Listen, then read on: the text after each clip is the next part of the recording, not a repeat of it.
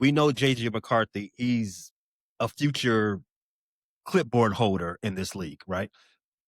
So, but we expected to see more than what we saw. He's future moral support. Future moral support for the QB1. Hype him up. That's what Tyson be doing. Tyson be on the sideline hyping Caleb up. So, hey, look forward to your future. Sidebar. Tiff, you and everybody else used to get on Caleb about his less than professional, I guess, body language on the sidelines. Did anybody else notice how J.J. McCarthy, every time he walked back to the sideline after throwing a pass 47 yards away from the intended target, he was snatching off his chin strap. He was grabbing his face mask, doing all this histrionics. Excuse me, sir. Why were you angry? What are you angry about? You are the problem. When Justin Jefferson was angry, we all felt that. But you know what? JJ didn't even look angry to me. JJ looked like defeated to me. Like he looked like he felt like I don't belong here. That's what his face said to me. Maybe I'm sure he was frustrated with himself, but he looked scared and like I don't belong here. That's what his face. Caleb's face always just looked frustrated with himself or with people around him, but never looks like a lack of confidence. Like J.J. McCarthy looked beat down, like sub me out, coach. I'm done. Justin Jefferson looked like he was 2 errant throws from calling his agent and say, get me to another city. Get Jetta right up out of here.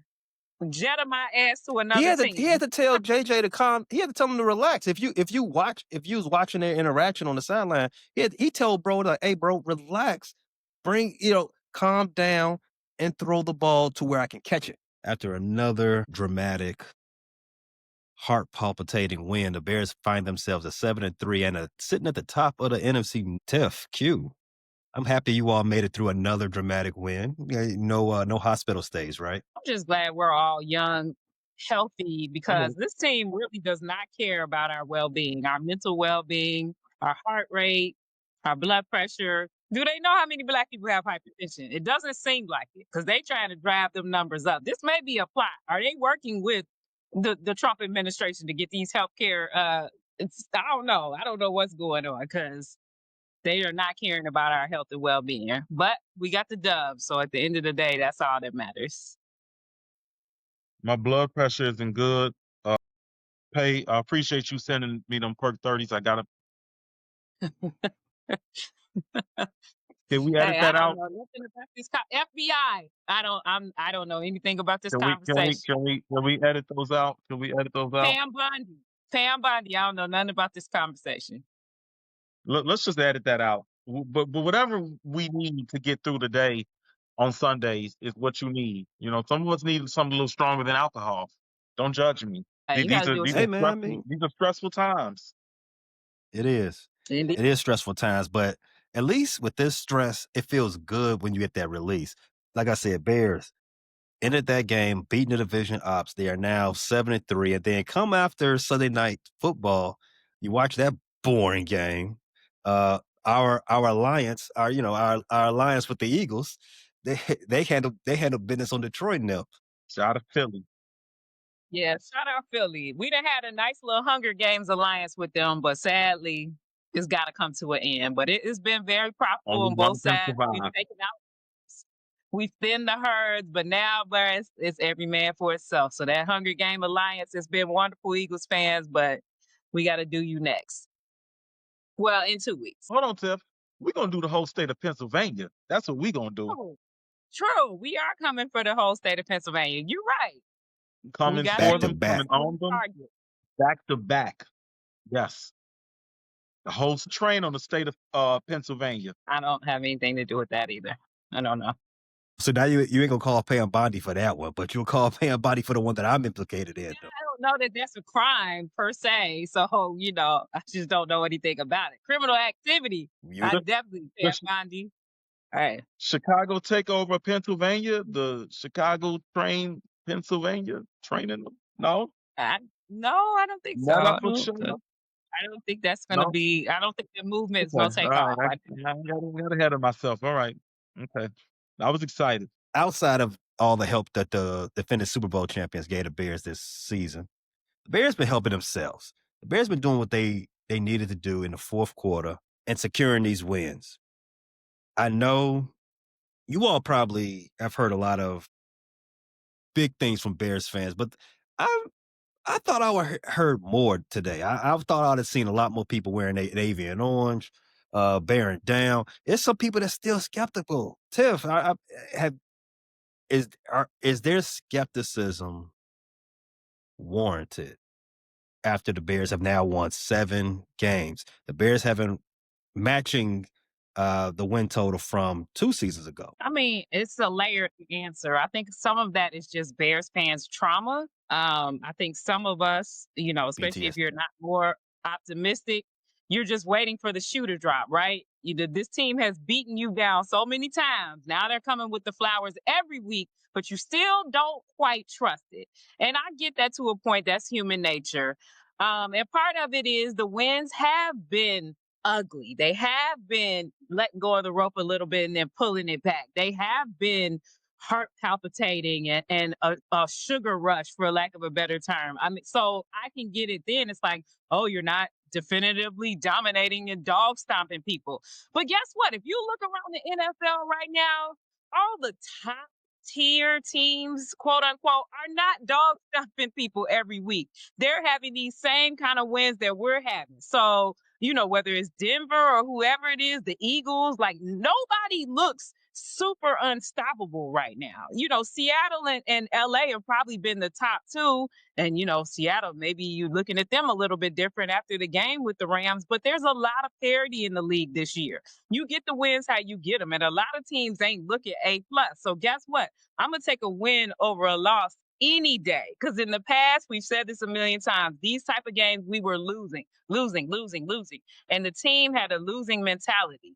And they had that losing mindset, like, well, we're about to lose this one again. Now you can't tell me that everybody on that team, no matter what's happening in the game, doesn't feel like we're going to come out of this game with a win. Because last year we were finding extraordinary ways to lose. I'm talking about every week we were topping new ways to lose. This year, every week we're topping new ways to win. So I'm gonna take that every day and twice on Sunday. I've heard from the haters that the Bears are frauds. The Bears are barely beating the Vikings. The Bears are barely beating the Giants. The Bears are barely beating fill in the blanks. And Tiff, it's like they have the goalposts permanently attached to wheels. Last year, we couldn't barely beat anybody. We couldn't barely beat the Shadow. Only team we could beat is ourselves. But now we're beating everybody else. And it's like, well, just I don't know. If we was weak last year for losing all these games by the skin of our teeth, how are we still weak by winning them now? I don't get it, man. It seems like to me, people won't give the Bears the proper respect, fans and haters alike, until the Bears show up in the Super Bowl. By the way, have y'all started planning y'all February trips to San Francisco? Already booked it. I booked this back in April, right after the Okay. draft. Okay, Scrooge McDuck. Okay, money bags. I feel you. Listen, the California may be a little too rich for my blood, but I'm gonna be celebrating the Bears in the Super Bowl Hey, you regardless of. travel everywhere, Tiff. I don't believe you. You like the rich auntie. You travel everywhere, anywhere, anytime. You coming to Eh, San Francisco during the Super Bowl too. Okay, well there you go. Speak it into the existence for me then. I claim it. You haven't And looked at the NorCal not price that of expensive, Super Tiff, Bowl tickets. especially What? Do you in know how February. expensive So it I mean, I'm not buying it. Especially to see your team in the Super Bowl. Oh, okay, my bad. I forgot I was talking to two billionaires. Did you all hit the last? Drain Okay, that no, thank 401k. you. We ain't gonna do that. No. We'll find a way before that's the way. Let's get into our good, bad, and ugly then. Let's our official review for this game. Like I said, Bears win 19-17 over the Vikings. They're in first place in the NFC North. Our first divisional win of the season. Ben Johnson's first win against the NFC North. Just so happens to come on the road. So that's a double good win. A road win in the division. Can't throw those away. But Tiff, awesome job on the pros game rant yesterday. Go ahead and start it off. What's our good from this game? I'm not going to go with the most obvious, or at least what I feel like is the most obvious good, but I'm going to go with the run game. Because starting the season, our run game was atrocious. And every week we were calling for Swift's head. And after the bye, we have really, really picked it up in the run game. I believe Swift was Tom Brady's LFG player of the game. He came away with 90 yards. He had some strong runs, especially some runs at a really important times in the game. Monunga didn't end up with many yards, but he did get our sole touchdown in the game, which was very important. So once again, the running backs running a lot better, the line blocking for them a lot better. And that's something we're gonna need because once again, we about to get in the part of the schedule that gets real hectic. And we need a strong run game to help balance out, especially with Philly coming up. I mean, we saw how they had Jared Goff looking. So we need the run game to be able to take some of that pressure off Caleb, be able to make those quicker reads, those quicker decisions. So I'm going to give the shout out to our run game for my good. I guess I'll go next with my good. Nashawn Wright. And I know he got beat a couple times. He did come up with a big interception in the end zone. I went with him for his good because he lost somebody really close to him this week. I don't know if you all have heard, but one of the coaches from last U University, John Bean, was murdered, and he was very close to Nashawn Wright. Nashawn Wright's father died while he was at Laney College, and apparently Coach Bean helped him and his brother get through a lot between 17 when his father was killed. So I don't know if you were watching the game, you thought the Nashawn Wright came up with that interception in the end zone. He looked emotional, kneeled down. So I want to give my good to Nashawn Wright for playing through an emotional circumstance, losing somebody close to him and going out there and giving his best effort. He did get beat a couple times, but he high pointed that pick. And he was really emotional on the sideline, and your heart went out to him. And like you said, these are humans with emotions, and I can't imagine after I lost somebody close to me like that, who was a father figure to me, going out there and playing a damn football game. So shout out to him for even being able to gather himself. The team really looked like they were supporting him. His coaches were showing him love and supporting him. So that was just great to see for him, for his mind, just to have that respect paid to somebody who played a big role in his life. And he's been a good game changer. I mean, he's really been a ball hawk this season, especially to be thrown in there when Jalen went down. Like that's was hard. But he has gotten beat sometimes. It hasn't been perfect, but he's come away with some big takeaways, and that was a huge one. Because if they would have gotten a touchdown there, we may have sadder faces today. So definitely shout out to him. Yeah, Nashawn Wright, that pick was a great interception. He's got JJ McCarthy's number, by the way, just FYI. Yeah, When he did it, when he picked it, I figured he got emotional because of the fact that he used to be a Viking. Minnesota Viking, so to speak. Yeah, Yeah. he was on their practice squad, and they kind of let him go. I thought this was a coming back situation with that sort of emotion. And yeah, hearing the story about him and his coach on Last Chance U, I'm happy that he was able to make a moment that he will live with fully, for the remainder of his time on this planet. My actual good from this game, it was a bit of a struggle. I did want to shout out the special teams. Then I remember special teams had an up and down game. I don't think I'm gonna reserve the good for them. But you know what I'm gonna do? I'm talking about the defense. I'm gonna say the defenses are good. For one, we've made in jokingly fashion, we've made a lot of similarities between this team and the 1985 Bears because that was a team that won a Super Bowl, right? However, this team is very much like the 85 Bears in another way. Do you all know? The first time certain, like 3 players have a certain number of picks in a game since '85 or something like that. 3, like I don't remember the Look number. at 4 you, maybe. Tiff. You are on your game today, Tiff. Look at you. I'm a head full of knowledge. What can I say? Well. I'm glad you have a Relax, lot of space to hold all that relax, knowledge. relax, relax, relax. Kevin Byard, Nashawn Wright, and Tremaine Edmonds all have 4 interceptions. The last time a Bears defense had 3 different players with 4+ interceptions, 1985 Bears. You know what? You know how that season ended for them, and history repeats itself. Time's a flat circle. All that good stuff. Shout out to Loki. bear down. The Bears defense played winning football. They successfully limited Minnesota's explosive plays. They forced several punts. Other than what J.J. McCarthy was doing out there, actually held the Minnesota Vikings offense to a very pedestrian game for the first 3.5 quarters of that game. Bears now lead the NFL in turnover margin yet again. They are plus 16 on the takeaways this season.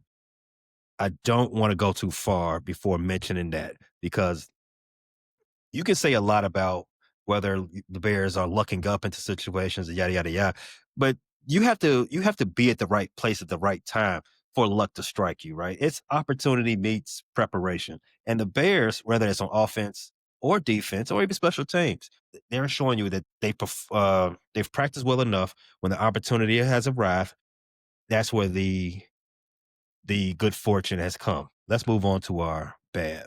Now, I don't think we'll have conflicting bads here, right? Because I think mine is pretty secure. But Q, why don't you start? What was the bad from this game? The passing offense, and I'm not just gonna make it Caleb or one specific guy, but they got to get the chemistry together. They're still not getting the connections or the deep passes. There's still too many drops. I just think the offense wants the passing game, and I think they have the talent in the room. I think they got the talent in the room to be an offense that really threatens you vertically down the field. You see Colston Loveland coming along. I thought Cole Kmet had a really good game. And I know that it's not going to show up in the stat box for Cole Kmet as a big game, but I thought, he lowered his shoulder and got tough yards. I saw him barrel through a couple of defenders on a third down and get a first down. Colston Loveland, the same thing. So I think my bad is a passing offense, not necessarily because it was horrible. They didn't turn the ball over, but because they're this close to turning it around. And once they do, some of these games won't be close. We'll be able to blow the doors off teams or have comfortable leads in the second half. So my bad is a passing offense as a whole. They got some work to do. They got chemistry, timing to get down, and hopefully in these down this stretch run, because we got 7 games left, we see that timing and that chemistry sync up because we're going to the playoffs. So we need that time and chemistry to sync up in the playoffs. Go a different direction than I usually go. I don't, have anything to say about Caleb or anything like that today. Q already touched on the passing game in general. I'm gonna go with somebody that we're all very high on, somebody that gets a lot of the praise for the team's turnaround, and rightfully so. But Ben Johnson and his play calling. Second week in a row, I was not very happy or very blown away by the way this game was called. Now, I get that it was a cat and mouse game with Brian Flores, and a lot was made of that. And, I get that. And the Vikings do have a very good defense. But some of the decisions that we've made, again, that we touched on last week, that we made again, that I just didn't understand. Like the play calling at the end of the half. It's 3rd and 1. Run game had been doing pretty well, and we throw this bomb overthrow to Rome. Like what's going on with that? Like our run game, like I said, had been successful. I like the way we kept going away from the run game. And like another time in the game, I believe in the 4th quarter, yeah, when we were trying to run the clock down, because we've got a lead and we're trying to get the clock to 0 so we can win. And we threw the ball 3 times in a row, and Minnesota didn't have to use any of their timeouts, and they got the ball back. So it's just decisions like that kind of get glossed over because, again, we keep coming back and we keep winning. So people aren't really, really talking about it too much. It's kind of like a little footnote. The team is kind of saving him in a little bit of a way. And, he's on a learning curve too. So giving him grace, and I'm sure he critiques himself and his staff. But this play calling, bro, we've got to get it together. The things that are working, we need to stick with them. And the run game has really been working these last so many weeks. And again, this is going to be a harder part of the schedule when we really need to rely on the run game and not have Caleb out there trying to be Houdini every single week. Because, yeah, it's fun. It's nice to talk about. But when we face Philly or these other really good defenses, his time may be running out with that. So let's have a better game plan in place and let's stick to it. And let's make the adjustments that need to be made. So I'm going to go with Ben Johnson in the play call. One play in particular, we had to be maybe just inside the 30. I think I don't remember what the scenario was. I don't know if we came off a short field or turnover, but the jet sweep to Travis Homer of all people on 3rd and 5. Now, there should have been a face mask and it should have been 15 yards and automatic first down, but I really want to sit. What was the logic behind that? Why to Travis Homer? Why a jet sweep going towards the sideline on 3rd and 5? Why? Why? Yeah, that was one of those plays. And again, there was a very blatant face mask. I'm talking about the ref was right there when his full head damn near got exorcist around and he didn't call it. But yeah, that play calling would baffle me as well. Other than the missed flag from the ref, yeah, that was terrible. That was a bad job from the ref on that one. Yeah, there was some. We've called this out before in weeks past. The play calling and some of the situational play calls haven't been where we would expect them to be, right? And we're not head coaches. We're not offensive gurus. We're defensive gurus, anything like that. It's just that patience for some of the calls, some of the play call decisions that are being made for the situation that the Bears are in, and they've been tight games all through the last 8 weeks. The margin of error has been razor thin. You would expect a little bit, some things to be a little different. You'd expect our offense, Ben Johnson to be, not be too cute with calling plays. I said Badger's getting a lot of snaps. Shout out to him.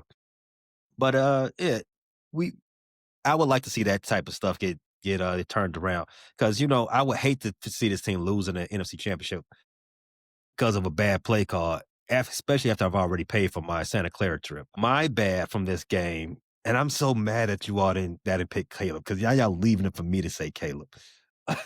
We know you hate that. We know you hate having to say anything, not glowing about Caleb. I know this is burning you up. No, I'm okay. I'm okay. In fact, I'm gonna leave it on the floor because I got a bigger fish I want to fry.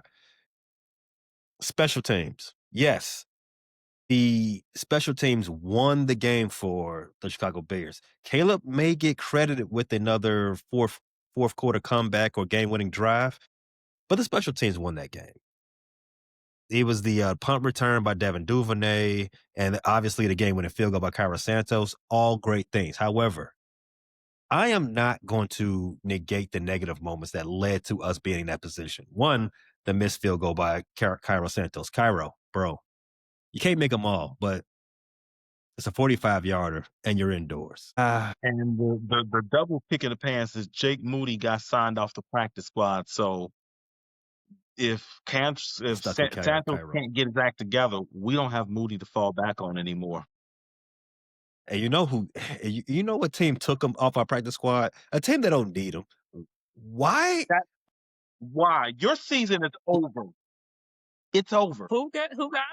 The Commanders. I feel like they did that. I feel like they did that out of spite. That was spite. Oh, you beat us. Don't worry, we'll coach you. Yeah, that was spite. And it was Moody that beat them literally, right? That was him to bring Yes, that it game. was Moody that literally beat Yep. them. Yes. Yeah. And they know Santos kind of struggled a little bit. That's the Commanders trying to sabotage us.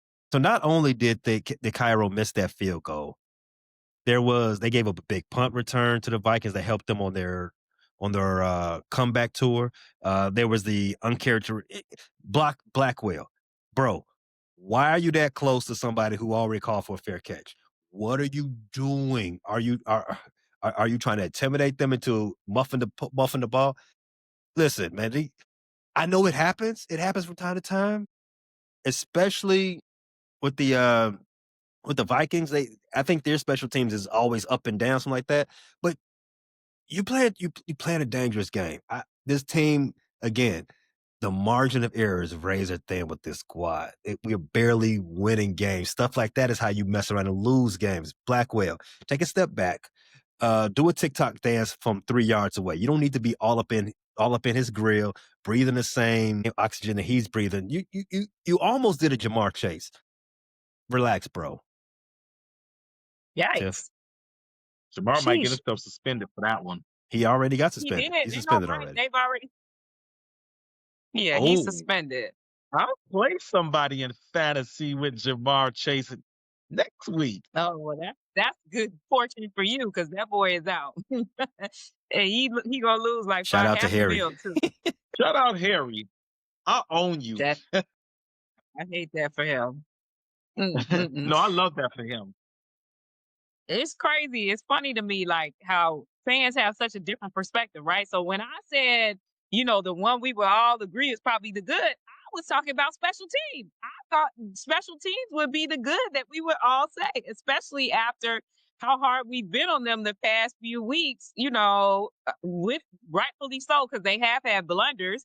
But like to me, they were the spotlight of this game. Yes, Cairo did miss that one, and absolutely he should not have missed it. It was a 45-yarder.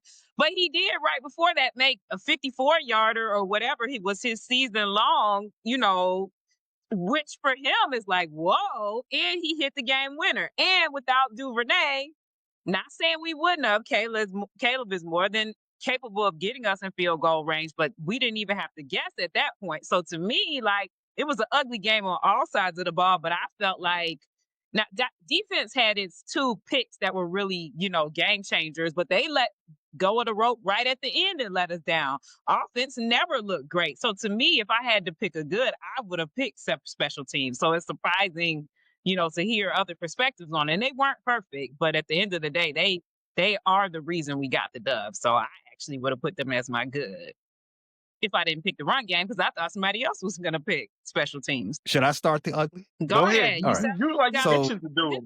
I'm gonna let you Come on, cook. go ahead. Preach, preacher. Don't cook. Calm down. Hey, you Caleb haters, relax. Calm down. Q, in our preview, we talked ad nauseum about the Bears being a sieve on defense. We talked about how the Minnesota Vikings, other than their ability to get to the quarterback, they're not really good on defense either. They were coming in banged up. Jonathan Grenard didn't play. They are what? They're in the bottom third of rush defense. So we expected to see some offensive fluidity, at least if not just from the Bears, but from both sides. Now, we know J.J. McCarthy, he's a future clipboard holder in this league, right?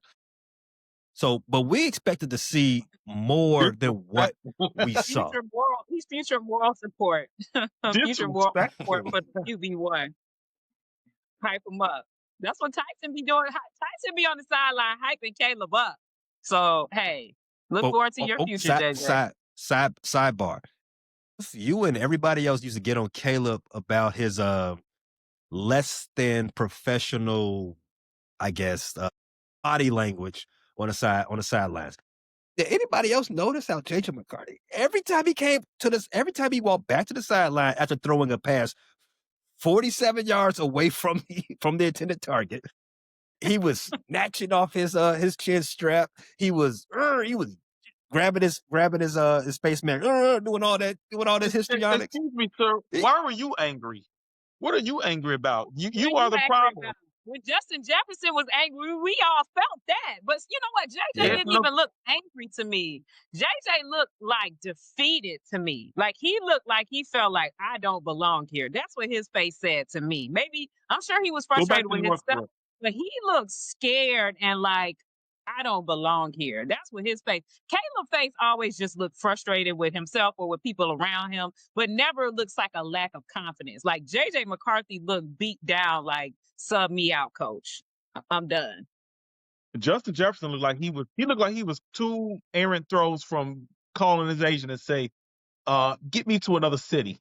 Get Jetta right up out of here. Jetta my ass to another team. He had to tell JJ to calm. He had to tell him to relax. If you was watching their interaction on the sideline, he told bro like, "Hey, bro, relax. Calm down and throw the ball to where I can catch it." When he did throw it, even in the vicinity of somebody's hands, their asses were dropping it too. Justin dropped one he definitely should have brought in, and that's when he was most angry. I think he was angry at himself on the sidelines, but his receivers wasn't doing him no favors neither. Because his ass was barely getting in their vicinity, and when he did, they were dropping it. And that's where my ugly is. My ugly is the offensive performance from both teams. Q, I put in a very, very conservative SGP for this game. I only had Caleb total passing and rushing 220. McCarthy, passing and rushing, 180. Jettas, 4 catches. Jordan Addison, 3 catches. Rome, 3 catches. DeAndre Swift, 70 total yards. And that shit didn't hit. And it didn't hit. And I'm so mad at the offensive struggles of that game. It made no sense. And I'm gonna start with my quarterback. Caleb Williams, I don't think there's enough time left in this season for you to get to the 70? No. I don't think there's enough time in this season for you to even rebound and get to an average completion percentage. They're 50% game, 16 of 32. That is 50% on the head. I did a whole lot of talking about JJ McCarthy and his 53% coming into this game. And then our quarterback, who I think is leagues better, did not play leagues better. Yes, there were some drops, DJ and some of the other ones. But there was a lot of, but again, we've been saying this since week 1. There are some passes that are sailing on my bro. There and then there's the other passes that he was like, damn, that was a dart. Damn, he thread the needle there. I'm like, come on, I need to see consistency. And we are going into week 12, and I'm still saying the same thing I said for week 1. We played the Vikings in week 1. We said this is a completely different team. Are we though? Are we though? If we're still saying the same things from week 1 about our quarterback, like, man, you need you to be a little bit more consistent. Man, we need you to bring that pass down. None of your receivers are actually 8 feet tall. Coastal Loveland looks like he's 8 feet tall, but he's actually not. And to harp on your point from earlier, Q, about the offensive fluidity and having an actual attack, I know it's year 1. There are going to be some growing pains, but God, these growing pains are hurting. Take that smile off your face, Ted. No, I'm just agreeing with what you're saying. I can't agree with you. I agree with you 100%. And that leads right into my ugly because Caleb was looking not the best. And then when he did throw a pass on target, DJ Moore, please, sir, come to the front of the room. Now, bro, I've never put you, or certainly not my ugly, maybe not even my bad. I have your jersey. I replaced Justin Fields' jersey with your jersey. Sir, what is going on with your hands, sir? What did you forget how to catch? Like, I understand it may be a different velocity, it may be a different spin from Caleb, but at this point, this is season 2, bro. Like, stop trying to catch it with your chest and catch it with your hands. He had so many drops, and even the one that he had to do that bobble between the legs catch. You're free and by yourself. It's not like somebody knocked it out of his hands and he had to make that awesome catch. Why are you dropping and struggling to catch the ball? The whole team, but this game, DJ specifically. You know, Antoine Randall, we like how you hype the receivers up, how you dap them up when they run out on the field. We love all of that. But if you all don't do some catching drills this week, I know something because all this dropping is insane. The way the receivers on both teams were dropping the ball yesterday, you would have think it was a damn snow game, a blizzard game, like the worst weather ever. It's like, do you need more sticker? Like, what is going on? Why every week are we dropping this many passes? So DJ Moore, it pains me, but you've got to be my ugly. And again, the team has got to stop trying to catch it with their chest and already thinking about turning up the field and running. Catch the ball with your hands first and then make your move because we are dropping too many opportunities. And with Caleb, with him being up and down and him scrambling and him, when he throws you something that's within your reach, we know a lot of them hit the fingertips and I'm going to let those slide. But if it's within your reach, you got to catch those balls, man. It's too important with these games being so close. We've got to make the difference. So our offense and DJ Moore specifically, I want to see a big game from you against the Steelers because we've got to turn this thing around. And to your point about DJ, on one of those overthrows, it looked like he actually lost the ball in the air and wasn't running under it as hard. So I think Caleb could have put a little bit more air under it. But I also think if DJ would have located that ball in the air, he could have got on his horse a little bit better and been in better position to catch it. So my ugly, and I'm surprised you didn't do this one, Noah Sewell and that neck pad. First of all, the neck pad is almost extinct. Second of all, most importantly, when you had that neck roll in the 90s, you were a badass. You were physical, you were inflicting pain, you were one of those old school linebackers. Brian Bosworth in college, not the pro version of him. The Brian Bosworth from college, the Urlacher, the Levon Kirkland. Remember that big old linebacker the Steelers had in the middle back in the day? That's the neck row. You're not getting ran over. You're not laying on the ground every other possession injured. No, no, take the damn neck roll off if you're not going to be a badass, please. You mad at this That's, man because he always want to break his neck? Let him have a little protection out there. Dang. listen, I grew up in the '90s where I saw Chris Spillman, Levon Kirkland. These were middle linebackers wearing that neck roll. He not one of them guys. You can't get your neck roll back until you lay out a running back. Sorry. Hand the neck roll here. Hey man, not so much on Panay little brother. He tried the best he can. Panay Hey, little brother the best he we we can, we, man. we got to stop getting the wrong brother in Chicago. By the way, we done had We've um done a lot. We didn't get Jeff Teague. We got the little brother. We didn't get Panay Sewell. We got Noah Sewell. I know a lot of sports fans don't realize this, but we actually had Barry Sanders' little brother in training camp in the late '80s. Yes, of course he didn't make the team, and he was nowhere Really? near as good as Barry. Yeah, we look it up. We had Barry Sanders' little brother in training camp. we always get the hand me downs. We got to stop doing that. The only brother we got that was probably better was in the early '90s. We got Horace, but Harvey was pretty good too. But Yeah. yeah, remember we had the wrong out of a capo too. We had one of Giannis's brothers.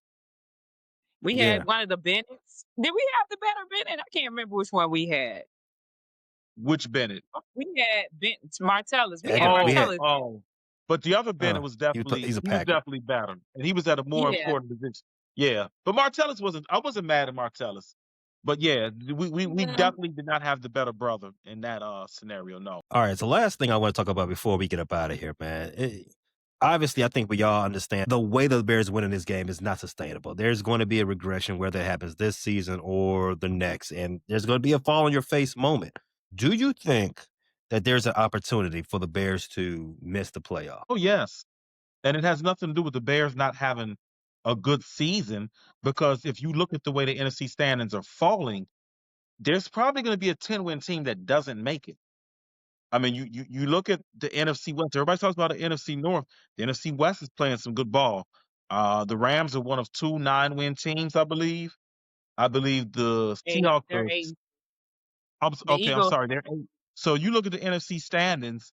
The Eagles, okay, they're going to win the East. The Eagles, I know this sounds crazy, but they could lose the rest of their games. They'll probably still win the East.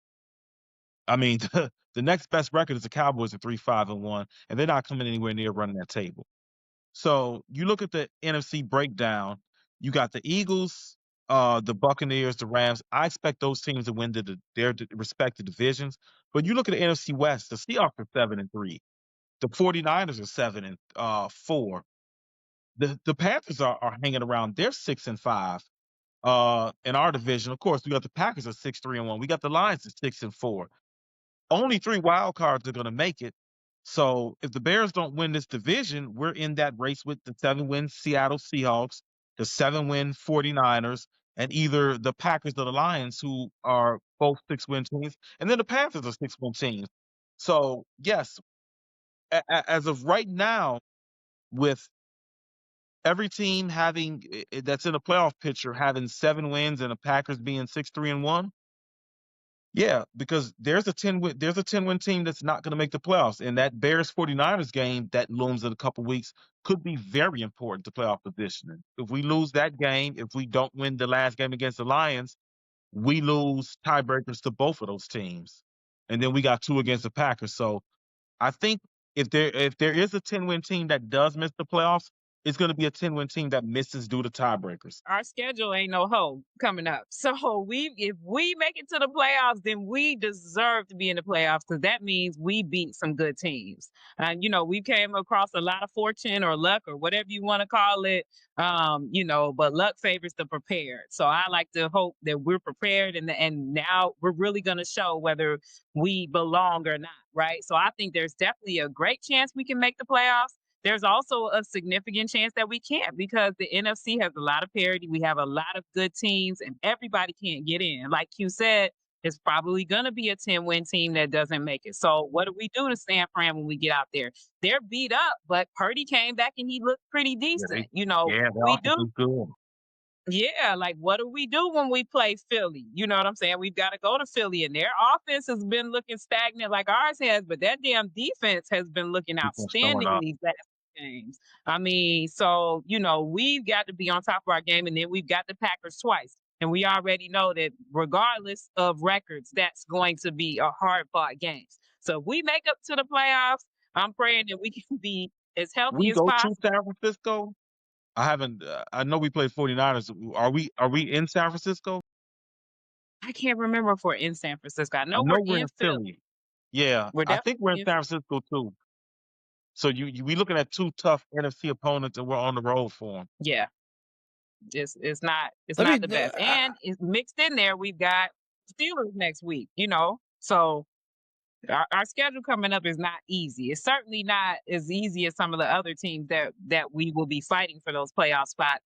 You got the Panthers who are going to play. I don't know if they have any more with Atlanta, and I'm not sure what No, their they schedule is. swept Atlanta. They're done with Atlanta. I think Okay, they so got they one may more with the have Saints Bucks, though. one more with the Saints, right? So Yeah, good luck, dub for that. I don't know if they played the Bucks twice or not, but anyway, they got chances the are Bucks they've two got an more easier times. schedule Yes, than we do. It's gonna Panthers be hard actually for got a them. rough schedule. The Panthers actually got to go to San Francisco. Speaking of schedules, Tiff, I don't really know that the Bears really have a behemoth schedule coming up. I mean, you got the we got the Steelers coming up next. They may be missing Aaron Rodgers, and I don't think the Steelers are that good. And then you got the Eagles right behind that. The day after Thanksgiving, they're missing their best offensive player. And then after that, we got the Packers twice. We got the Browns. I don't think there's 3 more wins left in this season.